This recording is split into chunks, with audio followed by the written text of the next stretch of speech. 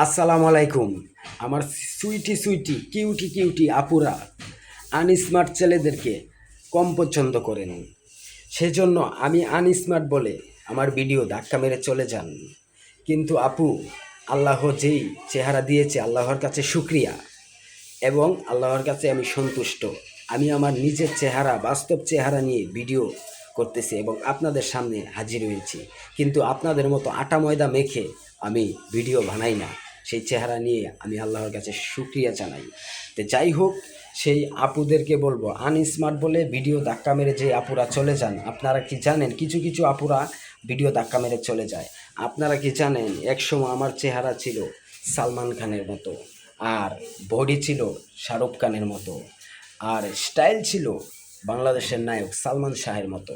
এখন হয়তো পারিবারিক চিন্তায় এই অবস্থা। যাই হোক, আমি নিঃস্বার্থভাবেই সকলকে সাপোর্ট করে থাকি।